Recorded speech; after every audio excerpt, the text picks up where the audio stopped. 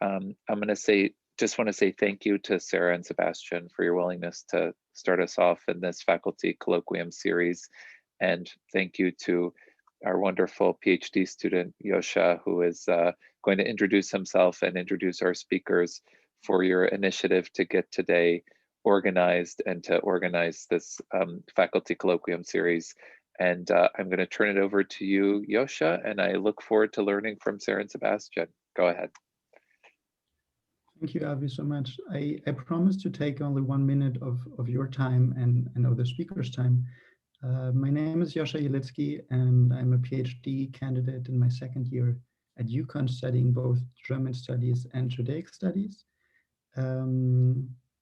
And I want to use this minute just to thank Avi for the initiative, who approached me with the idea of a scholarly colloquium, which we'll take on from here on.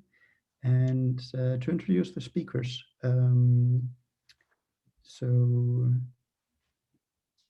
Yes, Dr. Sebastian Wogenstein is a professor of German and comparative literature. He is a faculty associate of both the Center for Judaic Studies and the Human Rights Institute, and also the co-founder, together with Professor von Hammerstein, for the Human Rights Research Consortium. Dr. Sarah Willen is a professor of anthropology at UConn, the director of the research program on global health and human rights, and besides that, obviously also one of the 2 founders of the Pandemic Journaling Project. I think that topic is, I couldn't think of a more suitable topic to open this our colloquium, because I think it is at the same time both a real-time project that we get some insights into, and it's also a project that links so many aspects of us being Jewish studies scholars, both our scholarly and academic life and our private life. So I think that is a great start. And with that, I gladly hand it over to the 2 of you.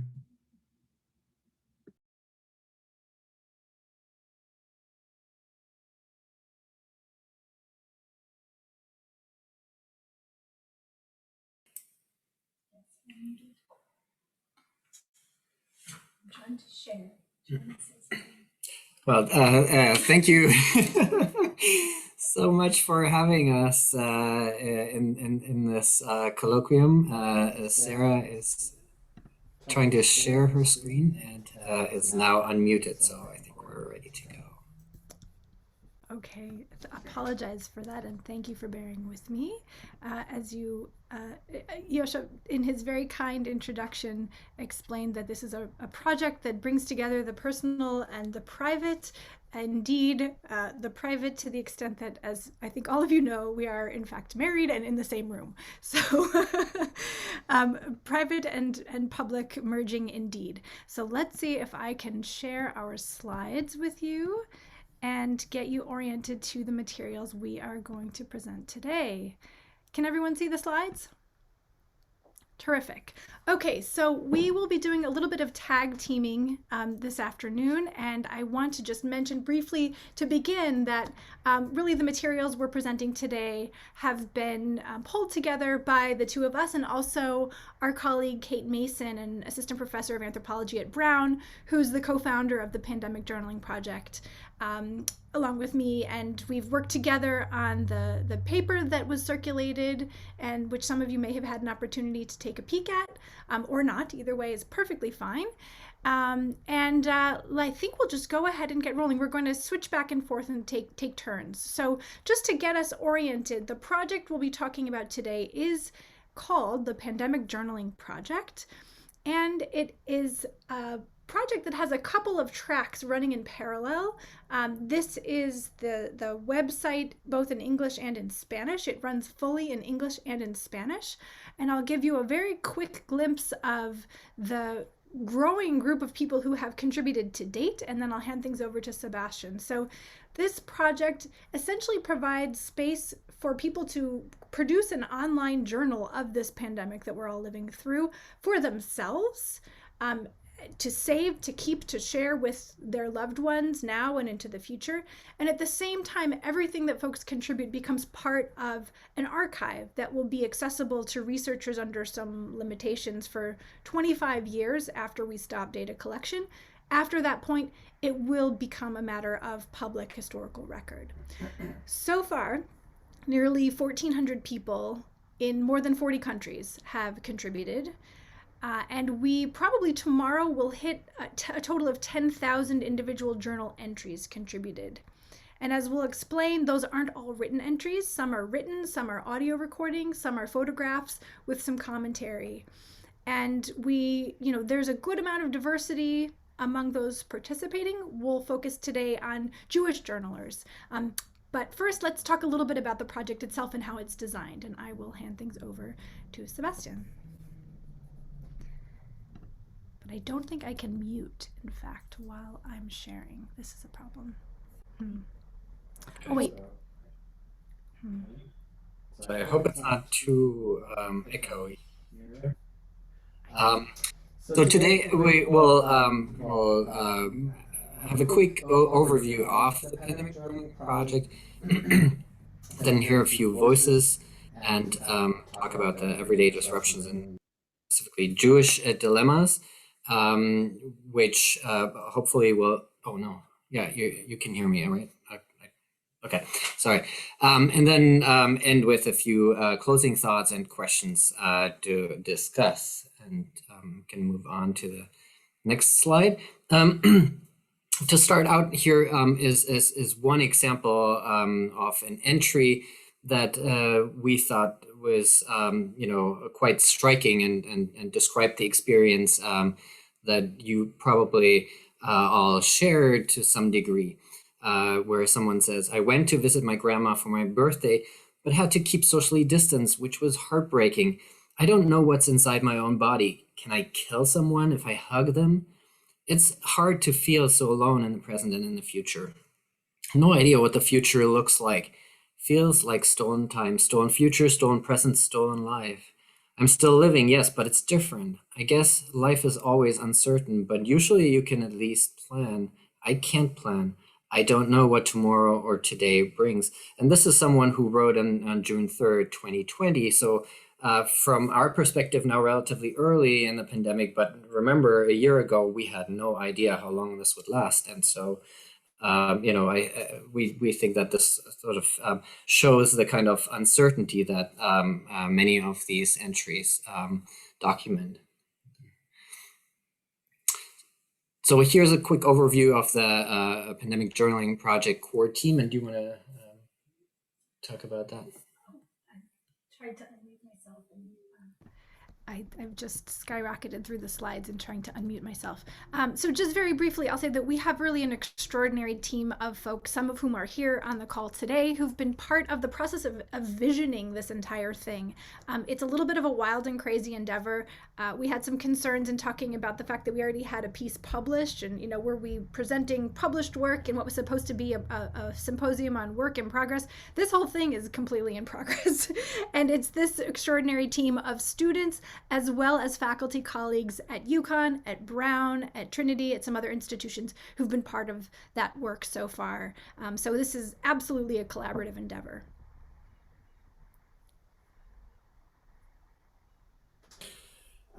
So why was the Epidemic Journaling Project created? There are three set of motives that one could identify. There's a historical dimension, the first person accounts as a raw material of history that becomes so valuable. And if you look back at, the 2018 pandemic, for example, and the 1918 pandemic, for example, so it's hard to find these kind of raw materials of, people who lived through such a historic time. And so this allows researchers in the future to access this kind of material. Journals, if kept private, are a space to reflect, to digest, and to compare. And this is also a place where people can do that just that it goes into kind of vault but it's not publicly accessible if you don't want to make it publicly accessible. And Sarah will talk more about the details later. And then there's a strong evidence that journaling has a real therapeutic benefit. And so from a mental health point of view, there is something to be said for this kind of journaling. And so if we want to look, into some bits and pieces from journals that people submitted, we can find some quotes here relating to these three dimensions. So someone wrote, "I hope the history books will quote from the Pandemic Journaling Project to show the uncensored voices of people from around the world, their rage, their sadness, frustration, grief, optimism, humor, all of it, so that future generations understand how we experienced it, uncensored and unfiltered, via media sound bites or social media." So unfiltered from this kind of social media posturing that you might sometimes find. In terms of reflection, this entry here says, "This journal has been a way for me to process, to relate, to empathize with those who are similar and different from me. It has been a joy to just write and create. I learned to stand up for myself and know that it is okay to be overwhelmed, to be broken, to lean into my family and friends. This journal has helped me find a way to connect with others without ever getting to meet them. For that, I'm truly grateful." And that's true to many entries of the public-facing side, where people actually connect with others without knowing who they are and where they are. And then the mental health point of view, as we said already, there's a growing body of evidence that suggests that this kind of journaling can support recovery from trauma, from depression, even cardiovascular events, cancer, or other conditions for adults and teens. So this kind of expressive writing, I think, has a real benefit. And then finally, the goals, that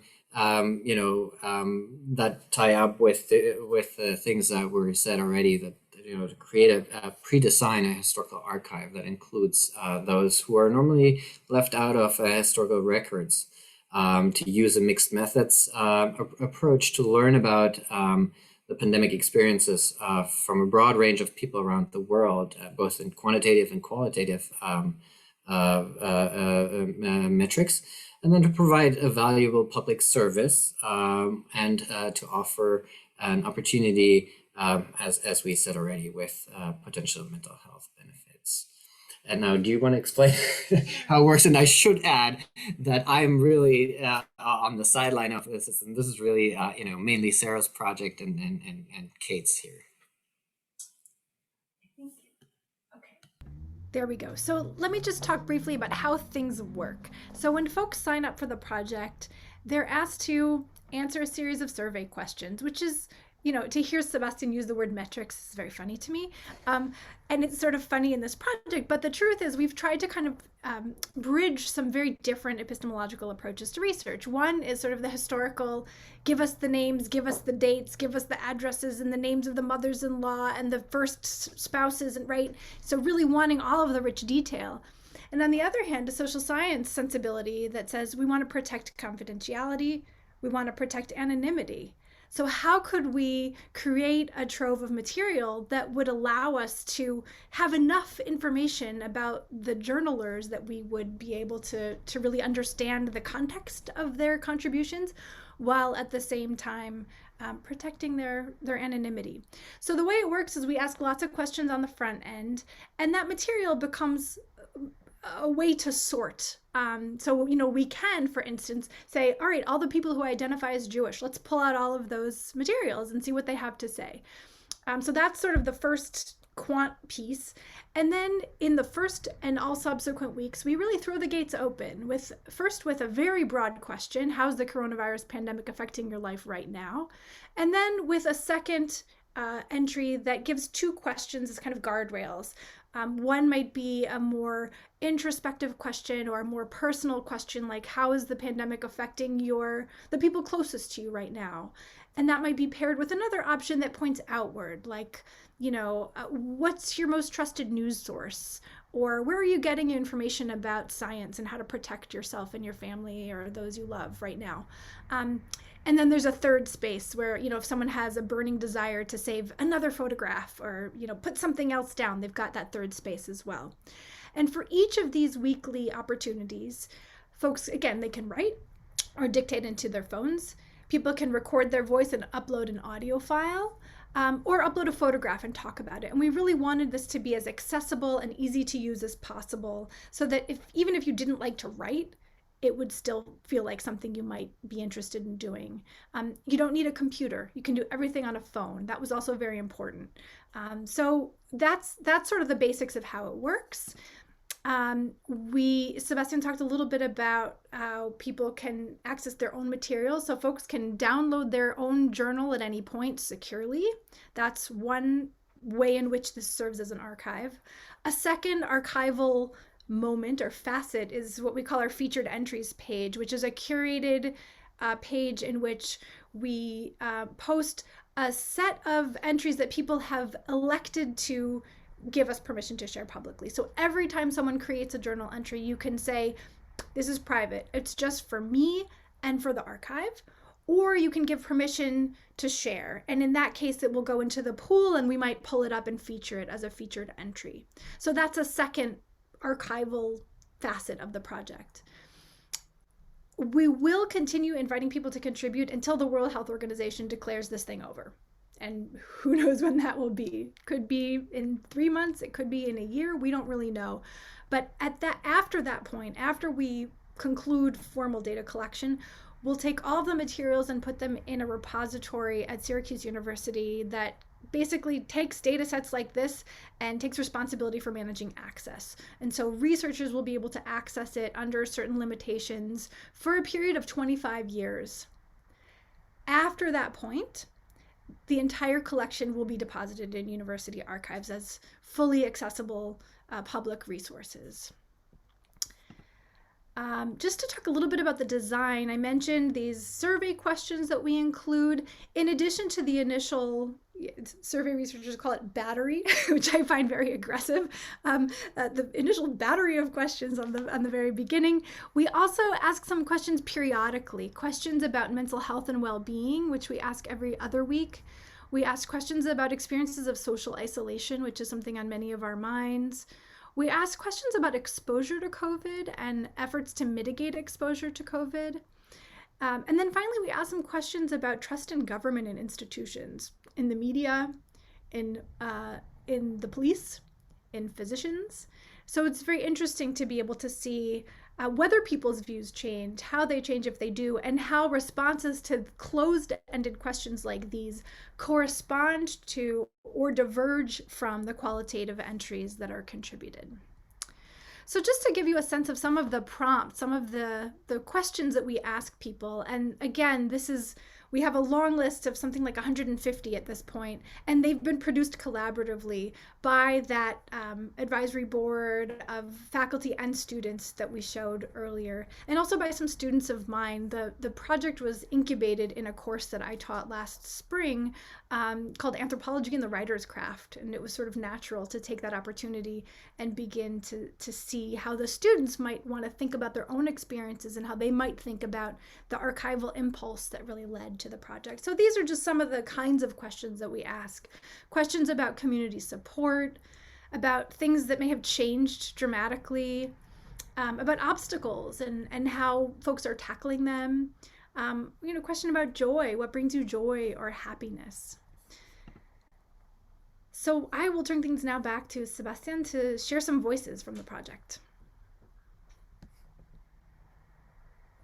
Yeah, so just to provide a few glimpse into the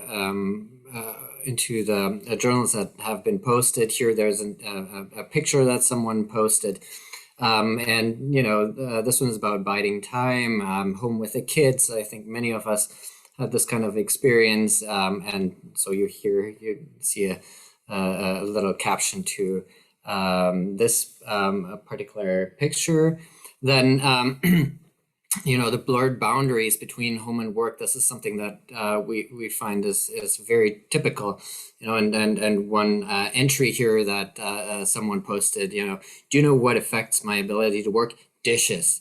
Every time I walk past the kitchen sink, there are dishes to either wash or put in the dishwasher, or they are in the dish rack and need to be put away. Remember that Beatles lyric? I look at the floor and I see it needs sweeping. So people are at home and not in the office, and so they deal with these kind of daily activities constantly.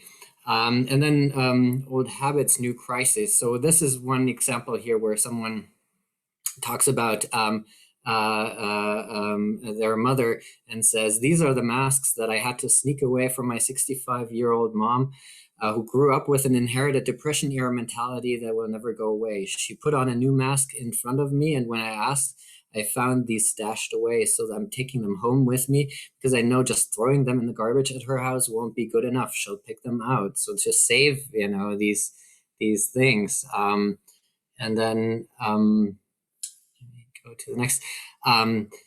So one thing that featured strongly among the journal entries was response to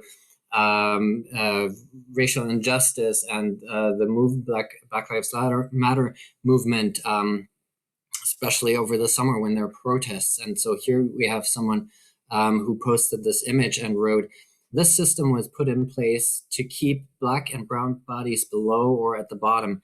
It said that America is land of the free, but how when it was built off of the backs of enslaved Black and brown bodies, when African Americans are being racially profiled, murdered, and disrespected on the daily? Now this COVID virus, which is killing many of our friends and family, is coming." So this kind of other pandemic, the pandemic of police brutality and racial injustice, featured strongly among the entries. And then, do you want to talk about the recruitment? Sure. So very quickly, just in terms of recruitment, you might be wondering, how do people find out about this project? We have active social media accounts. We've been getting some media coverage, which is kind of cool. We were in the New York Times last month and have been on a couple of NPR stations. I don't know if anyone listens to John Dankosky's Steady Habits podcast, but we'll be on the episode that drops today. We were in a German paper last weekend and a French paper coming out tomorrow. So some media coverage, but we're also reaching out to professional listservs, to unions, and to educators, especially now that we have permission for teens to participate, which was very hard won. So just to give you a sense of the kinds of messages that we put out to invite people to participate, these are kind of typical Instagram and Twitter posts. The one on the left was right after the election. We have sometimes share quotes from some of our advisory board members talking about why they think this is important and why it matters. I mentioned that now teens can participate, so we reach out actively to educators. I'm going to be meeting with someone from the Hartford Public Schools later this week to talk about introducing the project to 9th, 10th, and 11th graders in their history and English classes. In terms of who's journaling, I think Sebastian's going to talk about that, yeah? Or am I going to talk about that? Sure, you saw the slide before. So there are about 1,400 people in 40 plus countries who are journaling. So there are about 10,000 entries now. And you can see some demographics on the bottom. And here you see by zip code identify where people are journaling. So really across the United States, with a little bit of on both coasts, some concentration, but really across the whole country. And then around the world, you see here the countries in green where people are journaling. So over 40 countries are currently represented, and it's there's a significant number also from people from Mexico who are participating. And then here by age group, so you see that it skews mostly younger. These are the birth years or decades. But it's really, there's a good distribution in all ages. you think. And then here, if you ask about the religion, and this we pulled out specifically because of the Judaic Studies Forum here, you see that about 11 or 12% of participants identify as Jewish, and then and here you see how important religion or spirituality is in their lives. These are answers that everyone is asked. So in this case, here we see that's very important for most people. And now this is about everyday disruptions and Jewish dilemmas. So a few examples from some of the entries that we found.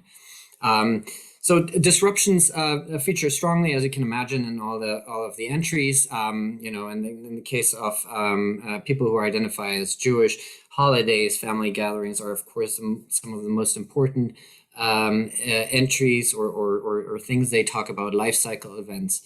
And then also prohibitions on proximity and touch, and we'll talk very briefly about that and show you some example.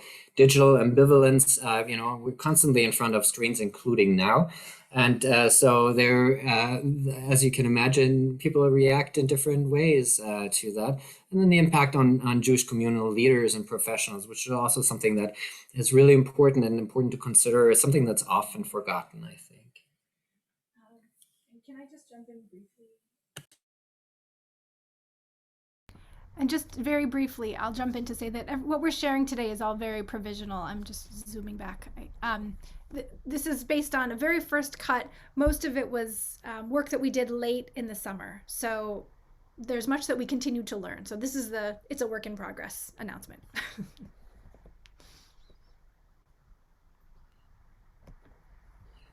So just do you want me to do that? Okay, so the first entry that we wanted to share with you here is about Pesach, Passover, and it's now coming up again. Last year we probably didn't imagine that this year it would be still in remote fashion. So this person, a college student from the Upper Midwest, wrote, "This is our this is our remote Passover. I don't know when we'll go back to normal, but the idea of having to celebrate Rosh Hashanah and Yom Kippur remotely makes me so sad. I've been disconnected from that part of my life before now, my Jewish identity, and I took the opportunity of moving and coming to college to start reworking that. What does it mean to be Jewish in this world? What does it mean specifically to be Jewish in 2020? Do I believe in a God? If so, where is God right now? What are the things I need to do to remain connected to a community that links me tenuously at best to my past and my heritage and my future?" Holidays, you know, feel completely different. A lot of people write about that. So here, this person writes, "This time of year feels completely different from years past. We're celebrating the Jewish New Year without friends and family. These are contemplative holidays for individuals, which are habitually celebrated together in a room with more than 300 others. So while we reflect on our lives and how can we make the world a better place, we're used to being with at least some of the rest of the world." And so person doesn't have that here. This is an entry that we both really loved from elderly retirees who wrote, who and are thrilled to have, you know, with all the bad things that happen, to have the opportunity to also, you know, Zoom into classes. So they wrote, "With the shelter in place, or whatever you call it, we've been home for the most part, and because we're both in our 80s and also live in a hotspot," they're from the Washington, D.C. area, "we've been very strict about avoiding contact with other people. Very soon into the pandemic, we discovered that a Jewish group that we'd taken classes from for several years was suddenly offering a whole lot of classes online with really good people and on interesting topics. And like everyone else we know, we learned to use Zoom. We were taking classes together for a total of about 4.5 hours per week. And in addition, I was taking modern spoken Hebrew every few weeks. I found these absorbing and just great. And it distracted me from COVID as well as the political news. Those classes felt like a lifesaver." I think I'll pick up. Okay, and I'll pick up here. So Much of what we see in the journals is about the everyday. A lot of what we hear is lighthearted, but a lot of what we hear is heavier, either because it engages in issues of uncertainty, anxiety, mental health burden, stresses of responsibility for others, or because it involves loss and mourning. And so this is an entry from someone who's been journaling with us for many months now and continues to journal, who lost her elderly father. Her father was 93 last summer. And she writes, she doesn't always write about Jewish topics, but she writes a lot about the loss of her father, preparing for his death, for his funeral, for the ways in which Shiva and mourning practices were constrained and limited, and they were cut off from traditions that they had gone through when they lost their mother. She and her siblings lost their mother a few years earlier. She talks about how they went to the cemetery to see whether they could, to check the Zoom bandwidth at their mom's grave, to see whether they could stream the funeral for other family members. And she writes a lot about what it was like to be cut off from these deeply meaningful traditions of Shiva and mourning. But then she also writes later on about how she's been able to say Kaddish every day through Zoom services and how meaningful that has been. So, to be able to see this longitudinal perspective it's really extraordinary. And of course, she's still part of the community. So we continue to see the reverberations of this loss and the way in which she turns to Jewish ritual at difficult points in time. Here's another of our favorite journalers, at least among our favorite Jewish journalers. This is someone who is ordained as a rabbi and a chaplain, who lives in Europe, and I won't say where, but who has not been able to find work, and who's been working in essentially a secretarial job, who didn't have work for a very long time and then found this secretarial job that she can do online, but has been really struggling in both a professional sense and also in a mental health, from a mental health standpoint. Not to the extent that we're concerned and we feel a need to reach out, which we have done on occasion, to reach out and try and help connect people with mental health services. So not to that extent, but really someone who's deeply demoralized because of the ways in which she'd just gotten married. She was just ready to start a new life and find a job and get oriented. And then the pandemic hit. And one of the things that we found especially interesting is the way in which her disposition toward Jewish ritual and prayer has changed and has fluctuated over time. So in June, she wrote about how, the thing I'm thinking about most is going to the mikvah. For those who aren't familiar, for people who are married and traditionally observant, women will go to immerse in a ritual bath at a certain period after the conclusion of their menstrual cycle each month. And after that, then they're permitted to have sexual relations with their spouse once again. And so for her, that's something that is meaningful and is fundamental to her marriage and to her ritual observance, and became very, very complicated. So she talks about playing this which is worse game, going to a lesser used mikveh, but being in a car with someone who has a child in a nursery school, or walking over an hour both ways to a mikveh that's used more often, but in an area with a high number of COVID cases. And this is the kind of decision she's working through in her mind. Fast forward about 6 weeks, early August, and she talks about a couple of things. She talks about how her motivation to pray has significantly diminished, and how she's, really not so into it. And she talks, I guess it's not an entry we have here, but she talks about how, she's not sure how much longer. She says, the thing I'm still sticking with is the mikvah. But even that, I don't know. I'm not sure it's worth it. And then when we zoom all the way, up to one of her most recent entries this month, she says, the only places I'm going to outside are the library and the mikveh. So it's interesting to see she's held on to that. She's struggling in a lot of ways, but this one piece of Jewish observance, even though it's really hard to follow through on, is something that she's been clinging to over the course of the pandemic through all the disruptions. So she gives us this interesting window onto both ritual and prayer and how experiences of ritual and prayer have changed, and also onto the kind of burden that people who are trained to be communal leaders are experiencing in this time. And we want to share, before we close, one other Jewish communal leader, a community chaplain in the West. Again, I'm not going to get too specific because I don't think it's a very big community. But this is someone who talks, I'm going to share a couple of quotes talking about what it means to try and serve a community, and then I want to turn to the personal. So this community chaplain talks about basically how synagogues are serving their members. This person's responsibility is to serve those who are unaffiliated. And he basically says, people who aren't affiliated are not getting the attention they need.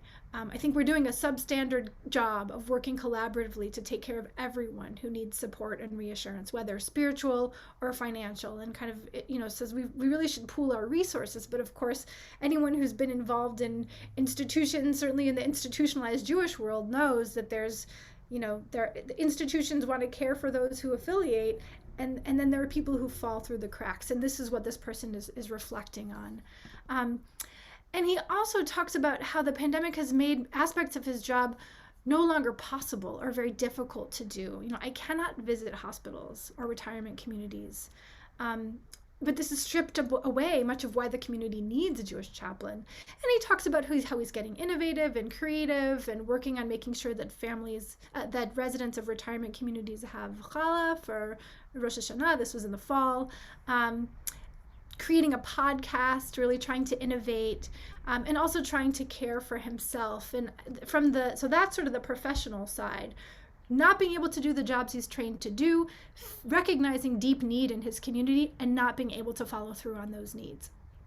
Personally, this is a person who reflects pretty much weekly about struggles within his family, having lost a spouse, having to carry the burden of raising 2 children, and a lot of other forms of uncertainty and stress. And so what that points us toward, just like the individual, the rabbi and chaplain in Europe that we described a moment ago, this is someone else who feels a deep commitment to serving the community, who very much wants to serve his community and is struggling, and who also is carrying a heavy personal burden. And it's sort of a reminder, I think, to those of us who think about communal professionals, whether in the Jewish world or in the religious communities more broadly, that the people that we're often looking to provide leadership and support are carrying a whole lot themselves. And it's something that I think we could think about and talk about more.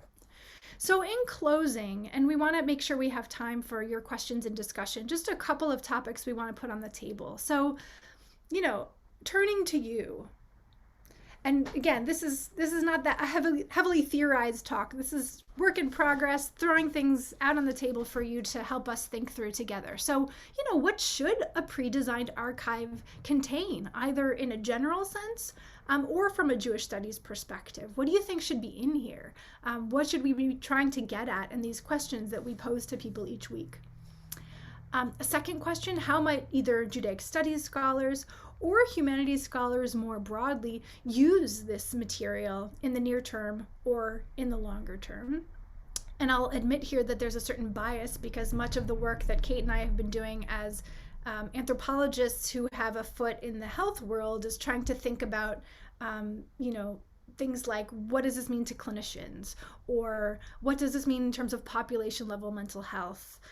For policy, from a policy standpoint. But we both are, we're anthropologists, so we straddle the world of the social sciences and the world of the humanities, and it's really these humanities questions that we've felt we want to spend more time thinking about.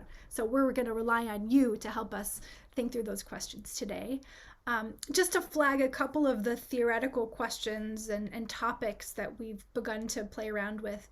Questions of narrative and voice and performativity, right? What's the difference between contributing journal entries that are marked private versus contributing entries that you might want people to read. You might even be articulating as being in dialogue with other posts that you've read. There's no option for commenting or liking or anything of that sort, but we have found a certain kind of conversation emerge, and also a certain kind of digital community, which has been something of a surprise and really interesting. Certainly questions of temporality and space and intersubjectivity, lots and lots of stuff we can think about from, a more theoretical set of standpoints. And then finally, I think it's, we've talked about this, and I said, should we put this question on the slide? And we agreed, yeah, why not? If you were to create a pandemic journal of your own, and maybe some folks here have joined the project and already are journaling on this platform or in some other way, but if you were to carve out space now or in this year, in this period, what do you think should go in it? Either for yourself or for your loved ones. or for posterity, right? For the historical record. What kinds of stuff should we be trying to get in this archive, so that we'll have ways of provoking the thought and creativity of Judaic studies scholars and other humanities scholars down the road. So that's the grist for the mill. And just to put out a couple of acknowledgments, we have a really terrific team of graduate students and undergraduates who've been working with us that you see listed here. We have been funded on a thin shoestring to which many units and groups have contributed a strand or so, and we're very grateful to Judaic Studies for being among the supporters of the project really from the very beginning, as well as many others listed here. The Humanities Institute also was a very important early supporter. In addition to Global Affairs and the Human Rights Institute, we have a seed grant from INCHIP, OVPR, I won't read the whole list. And then we have some supporters at Brown as well. And I think that's what I wanted to share. And I also wanted to share I wanted to thank my colleague and co-conspirator here on the other side of the room who's been part of the conversations. He's being modest, but he's really been part of dialogue around what this thing is, how to create it, how to make it work, and how to make it meaningful from the very beginning. So even if he's not interested in taking too much credit, he deserves a lot. So thank you very much for your attention, and please, your questions and your ideas and thoughts are most welcome. Yeah, thank you for me. Just as a last quick comment. So this journal has really become part of our household here, including our kids who are interested in what's in the journal and how is it working, and why is EMA in the news. It was really exciting to go to the gas station and pick up the New York Times and see EMA's picture in there. So that was a great experience. I love doing that with them. And Betsy wants to create a journal for her fellow students. So around. So wonderful project, and thank you all for being here. Please join me in a round of applause for this rich and precious project, and really thank you for presenting it here on a relatively short notice. I remember when Avi in his newsletter as director sent out to our community the idea that this really is a time to be conscious of keeping a diary, and that those notes and observations will be historically meaningful in later years. And I bow down and marvel at your presence of mind and of conscience to start this in the time life that we are right in, to actually go ahead and fund such a project. I allow myself to ask the first question because you didn't really share in perspective what's next for you and the project, and I think that would be, if you could give us a glimpse of what you have in line, either may it be papers or conferences or next developments of the project, that would be great. And after that, I would be glad to take questions from anybody else. So maybe I'll answer that briefly. Thank you so much, Yosha, and thank you all. Very briefly, we're really in the thick of it. So we've presented, we did a grand rounds presentation in psychiatry at UConn Health. We presented in the unit on child and adolescent health. We presented to a group of medical anthropologists at Harvard. We presented to a disaster studies research group interested in survey methods. We'll be presenting at a conference on the anthropology of ethics coming up in June. And in the next 6 weeks, we've organized roundtables at the Society for Applied Anthropology meetings, where we'll talk largely about pedagogy. Something we didn't mention is that faculty at this point, I think we've lost track, but at least 15 colleges and universities have brought the project into their teaching in different ways. About 37% of our total contributors now are college and university students.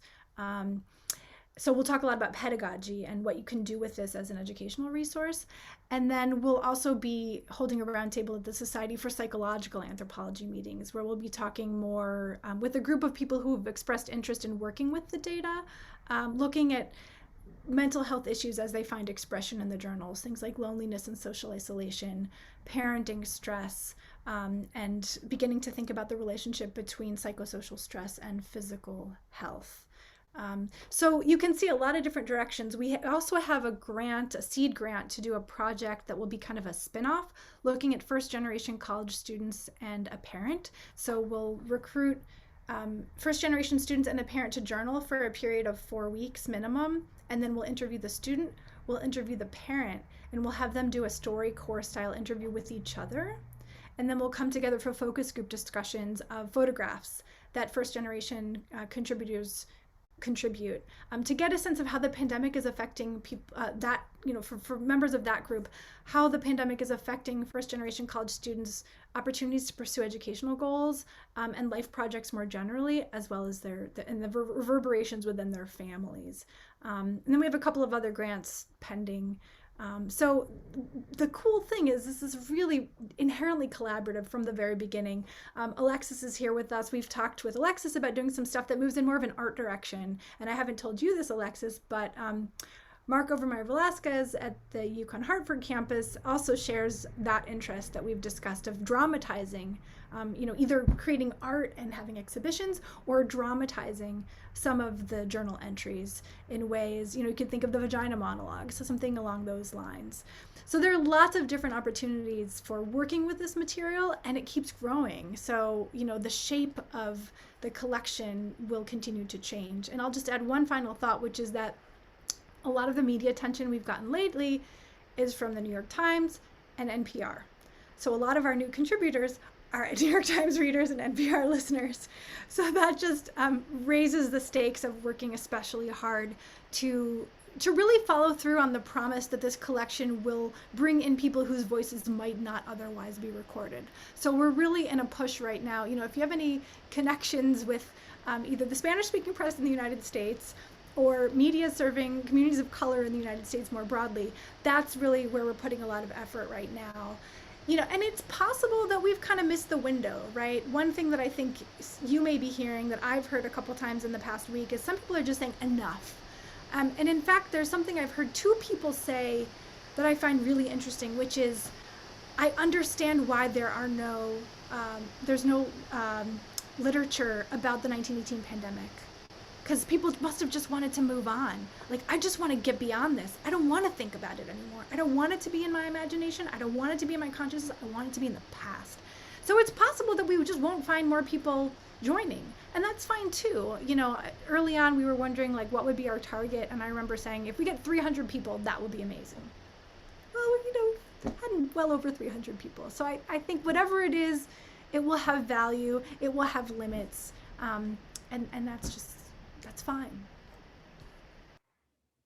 Amazing indeed. Thank you for your reply, which I think helps to understand the even many more layers that are and potentials that are tied to the project.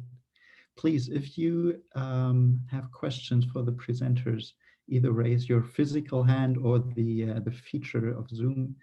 And I think Arnie put something in the chat. Do you want to speak to that? You can speak to that better, but I can read the question. The question is, this is such an inspirational approach to data gathering. From your data, would you be able to provide a comparative portrait of Jewish respondents to other participants in the project? Yeah.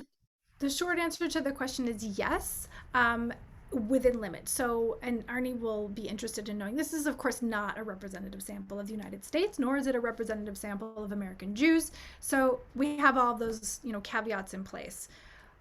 Acknowledging those caveats, we have, I think it's, you know, well over 50 Jewish participants when we last counted, which was in the summertime. So it's going to be, you know, 12% of 1,400 is a decent number. Interestingly, and I think Avi noticed this maybe when we gave another recent presentation, there are a lot of people who identify as Catholic, more than those who identify as Protestant. There are lots of people, you know, lots of nuns, people who identify as having no religious affiliation, but certainly there will be enough that we can raise hypotheses. You know, I would be cautious of making any definitive pronouncements, but certainly there's enough to generate interesting hypotheses for sure. Thanks. I think Fred had a question. First of all, thank you so much for this. This was an amazing presentation, but the ethical contribution of this kind of scholarship can't be under, I mean, there's no way in which you can describe it. Thank you so much, and your colleague at Brown, for what you're doing, the three of you, extraordinary. I had an actual question about the, I guess you'd call it sort of intake.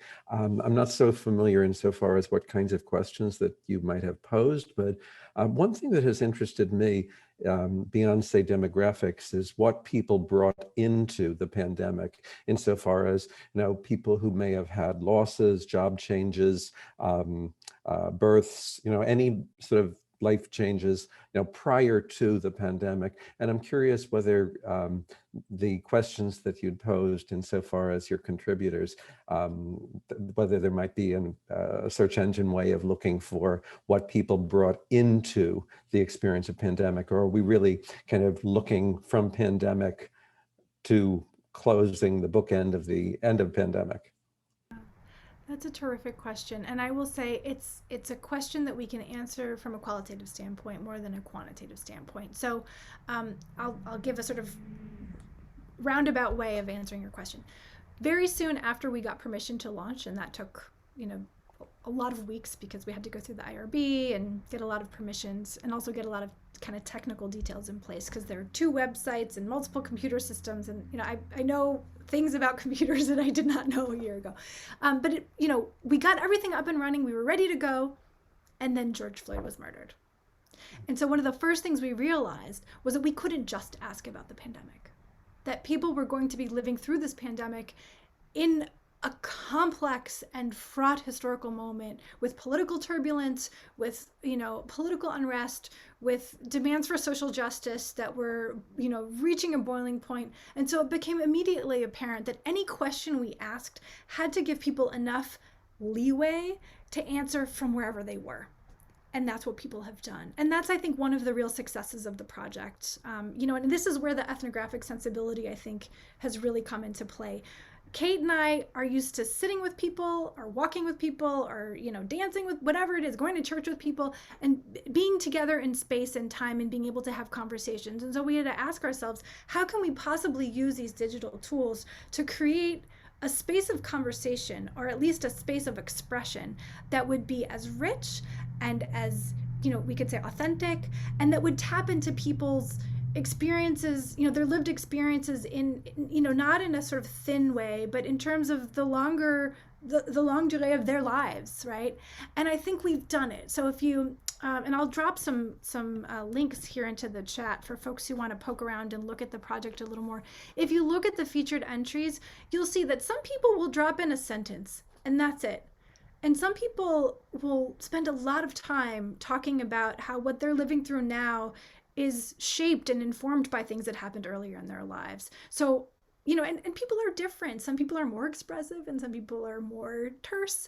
But we're absolutely hearing from many people who are reflecting on this moment in light of things that happened before, for sure.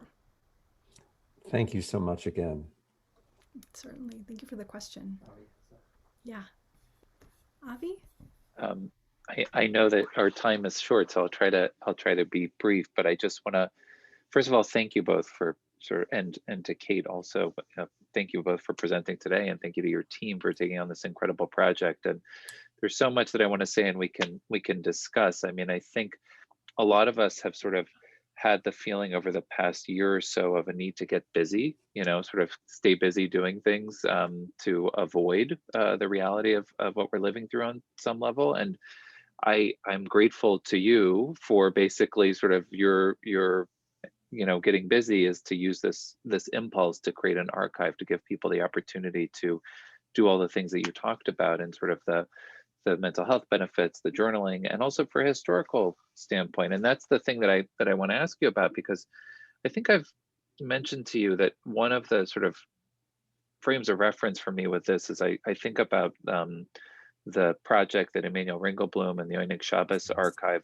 undertook in the Warsaw Ghetto, and this impulse to sort of document history and make sure that history is recorded for the future, but also in the moment, right?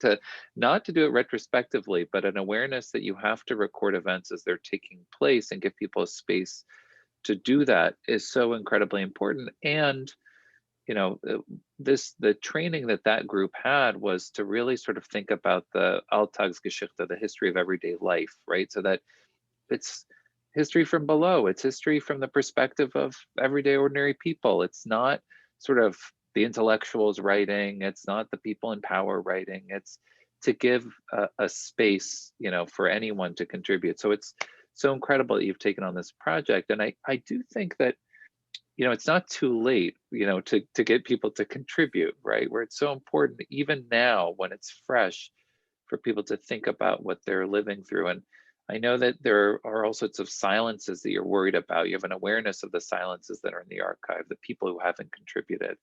But it'll be interesting to see, it might be more New York Times, more NPR, but also the ways in which sort of the knowing who is not there will also say a lot about the lived experience of this time, who doesn't have time to contribute to a project like this. There's so much, but I just want to sort of express my gratitude and sort of tell you some of the things that I'm thinking as I'm hearing you talk about this. Thank you for those comments. And really, I think what we've shared today is an invitation to all of you to keep thinking about, not just the project, but about the impulse behind the project and about how we want our experiences of this time to be remembered and whether we want them to be remembered in any kind of codified form, in a journal of our own or in something more formal. It's not formal, something more structured, like this project. I think Avi and other historians have really made the very important intervention that we are, we could say we're always living in history. We're always living in an historically important moment. But this really is an historically important moment in some ways that have a particular quality and that invite us to think about what it might mean to be part of the recording of its history into the future. So, I think Sebastian should feel free to add on here, but it's really been a great pleasure to have the chance to share some of this with you, and additional comments, questions, feedback are absolutely welcome. Yes, thank you so much. And you always know where to find us. In this room. I think Joan had a last a quick question, maybe. Just a quick comment that I know there's at least one literary journal that I keep getting emails from.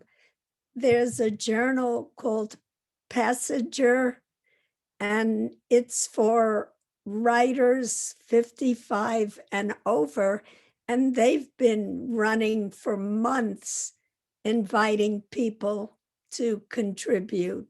And I wondered if you would be interested in contacts with those, or you're really trying just to keep your project limited. The brief answer is, first, I'm glad to know that this journal exists, and I'm glad to know that it has been inviting contributions. We have really, we're interested in offering this space to anyone who would like to contribute to the project. And we've been happy to write about the project, write blog posts, and give presentations. We've presented to synagogues and other kinds of groups, academic and in various forms. So we're happy to talk about the project, and we would welcome contributions and participation really from anyone 15 or older who sees this as a meaningful opportunity. But I would be interested in knowing more about the journal. So thank you for mentioning it, Joan. Thank you so much, Sebastian and Sarah, for your time and the presentation. This has been wonderful. I invite you to join us again next month when Mateusz Rinko will be presenting his master's thesis. And I also invite you further to think yourself whether you would be interested in presenting in the fall semester, when I hope that this colloquium will continue. And with that, I wish you all a wonderful afternoon. Thank you so much, all. Great. Great to see everyone. Thank you, Yosha. And thank you again, Sarah and Sebastian. And thanks everyone for being here. We'll see you next month.